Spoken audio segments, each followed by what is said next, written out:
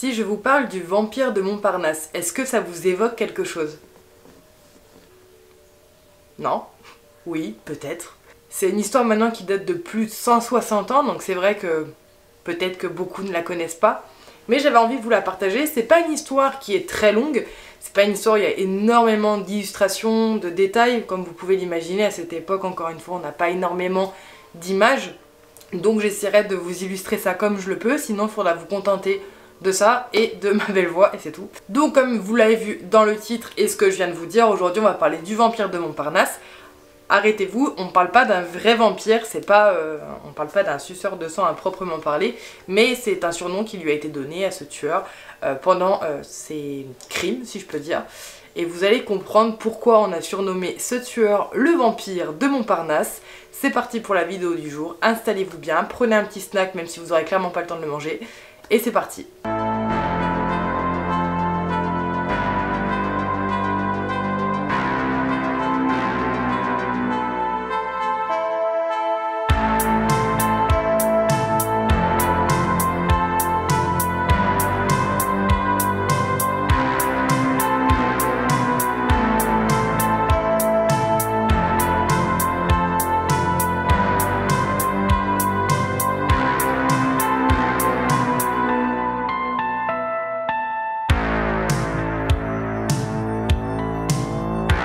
Pour cette histoire, on va rester en France cette fois-ci et on va aller dans la capitale, à Paris. On va faire un petit moyen bond dans le temps et on va repartir en 1848 où plusieurs corps, dans le cimetière de Montparnasse principalement, mais également dans le cimetière du Père-Lachaise, vont être retrouvés des corps exhumés, traînant sur le sol, voire parfois pire. La plupart des corps qui sont retrouvés exhumés sont en général des jeunes femmes qui ont été fraîchement enterrées. Les corps présente énormément de violence physique, mais également des traces de viol. Oui. Vous voyez un peu où on va aller. Le problème, c'est que ce tueur, on peut pas forcément l'appeler comme ça. Déjà, c'est pas un tueur, puisqu'il s'attaque en général à des personnes déjà décédées. Mais le problème, et c'est pour ça que le surnom de vampire va apparaître rapidement, c'est qu'il semble insaisissable. On ne le voit jamais malgré les patrouilles de la police qui vont se faire de plus en plus présentes étant donné le nombre de cas qu'ils vont avoir, qu'ils vont retrouver et puis bon, d'un moment il va peut-être falloir l'attraper ce jeune homme ou ce vieil homme, on sait pas. Les rondes des gardiens des cimetières qui se font de plus en plus souvent parce qu'ils veulent également protéger leur cimetière, mais malgré tout ça, on n'arrive pas à cerner et à attraper ce personnage. Et pourtant, je vous imagine qu'à l'époque, les portes des cimetières étaient lourdement gardées. Malgré ça, on n'arrive pas à l'attraper. L'année 1848 va passer, tout simplement, sans qu'on ne puisse arrêter les atrocités de cette personne. Et la violence va monter d'un cran au fur et à mesure quand on va se rendre compte que, au-delà de faire des choses vraiment horribles au corps, on parle d'actes sexuels, donc de la nécrophilie, cette personne va commencer à éviscérer ses victimes. Et pour partir un peu plus loin dans l'horreur, parce que c'était pas suffisant, donc il va ouvrir le ventre de ces personnes décédées, en sortir les entrailles et à la place mettre sa semence. Voilà, imaginez ce que cette personne faisait. Et encore une fois, dans l'impunité, puisque malgré les rondes, etc., il n'était jamais attrapé, on ne le voyait jamais. Et je suppose qu'à l'intérieur des cimetières à cette époque, il y avait du monde qui surveillait. Mais malgré ça, impossible de l'attraper. Et c'est pour ça que du coup le surnom de vampire, encore une fois, est là, parce qu'on a l'impression que cette personne est surnaturelle, qu'elle n'est pas réelle, c'est pas possible. Si elle était réelle, on l'aurait attrapée. Ça va être à la fin de l'année 1848 où enfin quelque chose va être trouvé dans le cimetière. Des traces de pas. Et ces traces de pas ne sont pas anodines parce qu'elles sont retrouvées juste à côté d'un nouveau cadavre. Voilà. Forcément, on va associer ces pas à cet homme insaisissable et ça va permettre à la police et aux gardiens du cimetière de savoir par où cet homme passe exactement. On va suivre les pas et on va se rendre compte que cet homme mystérieux passe tout simplement au-dessus d'un muret. Ne passe pas par la porte d'entrée, comme on pouvait s'imaginer. Et c'est là où l'histoire va prendre un tournant. Je savais pas que c'était possible. Même à cette époque-là, je vous avoue que quand j'ai lu... C'est pour ça que je voulais vous la raconter, parce que c'est pas... Bon, c'est horrible ce qui se passe, honnêtement. Mais c'est ce que la police va faire qui m'a fait quand même... capoter. J'étais en mode, c'est pas possible. Donc ils sont démunis, ils n'arrivent pas à le saisir, ils arrivent à attraper une trace de pas, et c'est la seule chose qu'ils ont sur cette personne-là. Donc ils se disent, comme des personnes on va dire rationnelles, bah on va suivre les pas, ok, donc c'est c'est au niveau du muret que cette personne passe, et bien écoutez, on va mettre un piège. Puisqu'il y a des rondes qui ont été effectuées les jours suivants, ils surveillaient ce coin-là, mais à chaque fois ils n'arrivaient pas à le choper. Donc ils se sont mis, on va mettre un piège, un peu comme une souris, on va la choper comme ça. Et donc tenez-vous bien, qu'est-ce que la police va donc faire? Ils vont installer un fil métallique le long de la clôture, là où la personne passait. Ce fil métallique va être relié à une mitraillette, tout simplement, qui vise le muret. Ce qui veut dire que si la personne passe, appuie sur le fil métallique, déclenche la mitraillette, le but c'est qu'il se fasse mitrailler, voilà, tout simplement. Bah écoutez, ils n'y arrivaient pas, ça faisait 1 an qu'ils n'y arrivaient pas, ça commençait à faire peur à tout le monde, les gens ont commencé à crier aux vampires, ils se sont dit, vas-y, c'est bon, des bastos, on a fini. Bah écoutez, le piège placé, il va falloir encore attendre un petit peu, parce que la personne ne se décide pas à se montrer. Et ce sera la nuit du 15 au 16 mars 1849 que l'homme va malheureusement tomber dans le piège. Il essaiera de rentrer, certainement appuiera sur le fil et déclenchera les mitraillettes. Mais il ne sera pas arrêté de suite. Il arrivera quand même à prendre la fuite, mais sera touché évidemment par une mitraillette, mais il arrivera à s'enfuir. Un sketch, mais ne vous en faites pas, il se fera arrêter quand même à l'hôpital militaire de Val-de-Grâce où il se fera soigner. Il a quitté le cimetière en panique après s'être pris une balle de mitraillette et se sera rendu à l'hôpital tout simplement pour soigner ses blessures. Mais vous allez me dire, à l'époque, pourquoi cette personne est partie dans un hôpital militaire? Il y avait certainement des hôpitaux plus... Enfin, pas n'importe qui peut aller dans un hôpital militaire. Eh bien écoutez, la réponse elle est assez simple, hein. C'est parce que cet homme, c'est un sergent de l'armée de terre. Oui, un sergent de l'armée, oui oui. Et c'était une personne qui était très appréciée par ses collègues, ses supérieurs. Les gens n'avaient absolument aucune idée de ses activités nocturnes.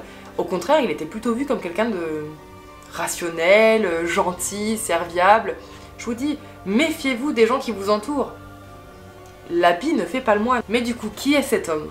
Cet homme mystérieux, aux activités plutôt dégueulasses, hein, autant se dire les choses, n'est autre que François Bertrand. Il est né le 9 octobre 1823 dans la ville de Voisey en Haute-Marne. Lorsqu'il sera arrêté, il sera rapidement confié au docteur Charles Marchal de Calvi pour qu'il puisse recueillir ses confidences et essayer de comprendre qu'est-ce qui a poussé cet homme ordinaire à faire ça. Et c'est donc là que François Bertrand va commencer à avouer que depuis son adolescence, il a des pulsions où il rêve de tuer des femmes et de se masturber sur leurs cadavres.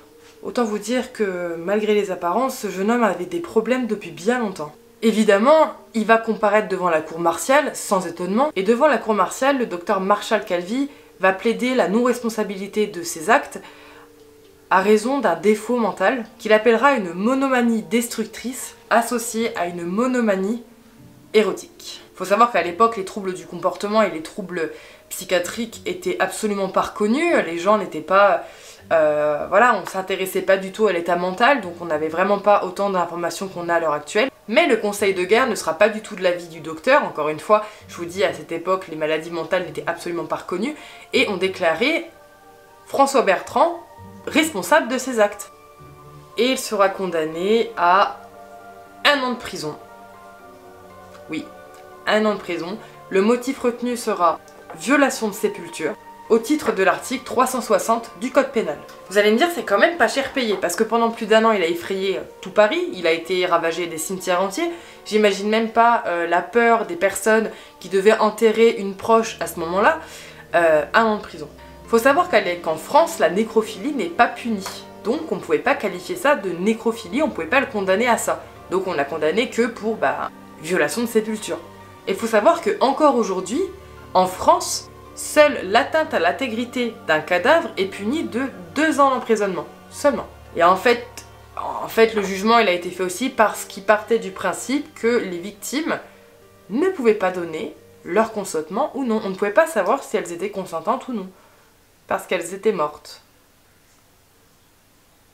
Voilà. Le sergent François Bertrand va donc purger sa peine d'1 an. Ensuite, il va réintégrer simplement la société. Et vous allez... Moi, ça m'a fait... Franchement, je me suis dit, ok. Et il va même réintégrer l'armée. en 1856. Il va déménager au Havre, se remarier et finir sa vie paisiblement. Voilà, pendant 1 an, il déterre, viole. On sait pas trop, voilà, on sait qu'il y avait beaucoup de violence, il éviscère, il fait des choses horribles à des personnes qui n'ont rien demandé, qui ne peuvent pas se défendre. Il aura 1 an pour réintégrer son métier par la suite et puis finir sa vie tranquillement. Alors je pense qu'à l'époque, là, à l'heure actuelle, tu peux pas rentrer dans l'armée comme ça, enfin tu es obligé de montrer patte blanche, il faut avoir ton casier vierge. À l'époque, je pense que c'était différent. Petite anecdote, plusieurs historiens vont noter que dans les cimetières de la ville, entre 1867 et 1869, des tombes vont être profanées. Est-ce que François Bertrand aurait recédé à ses pulsions à ce moment-là? Personne ne le sait. Il n'a pas été inquiété pour autant. Cette histoire, je suis tombée dessus, j'avais regardé un peu différentes creepypastas, un peu des petites légendes urbaines, etc. Et j'étais tombée dessus vraiment par hasard, je ne la connaissais pas. Par contre, il me semblait avoir vu le piège que la police a fait pour attraper François Bertrand dans un film, mais impossible de remettre la main dessus. J'étais persuadée que ça me parlait en fait, ça me parlait, mais je ne connaissais pas l'histoire. Du coup, je me suis dit, bah ça peut être sympa comme petite vidéo, voilà, un peu sortie... Comme ça, ce que je la trouve horrible, hein. Enfin voilà, les actes de François Bertrand sont carrément horribles, mais je trouvais que la façon dont il a été arrêté était quand même assez spectaculaire. C'est pas quelque chose qu'on s'attend forcément. D'arrestation de police, en général, il y a de longues enquêtes, etc. Mais bon, là forcément, il n'y a pas de preuves, il y a pas de... à l'époque il n'y a pas d'ADN, il n'y a pas de témoins, c'est en pleine nuit. Ils ont beau faire des rondes, ils ont beau avoir les gardiens qui surveillent leur cimetière H24, ils n'arrivent pas à l'attraper. Et au final, il y a des passants, le matin, ils vont dans leur cimetière, ils retrouvent des cadavres éventrés par terre, enfin, c'est horrible. Donc je peux comprendre qu'au bout d'un moment, ils se sont dit, bah vaille qui vaille, faut qu'on tente quelque chose, et ils ont tenté. Mais c'est vrai qu'un fil de fer avec branché à des mitraillettes, je trouvais ça quand même incroyable. Donc voilà, je voulais vous partager cette petite histoire. Si vous ne connaissiez pas le vampire de Montparnasse, maintenant c'est fait, vous connaissez. J'espère que cette histoire vous aura plu. N'hésitez pas à me le dire en commentaire, à me dire ce que vous en avez pensé, si vous avez trouvé ça assez hilarant, entre guillemets, la façon dont il a été arrêté. N'hésitez pas également à me laisser un petit pouce en l'air si vous avez aimé son contenu, à vous abonner à ma chaîne et à activer la petite cloche de notification si vous voulez pas louper les prochaines vidéos. Et sur ce, on se dit à bientôt, et je ne le dirai jamais assez, prenez soin de vous, adieu.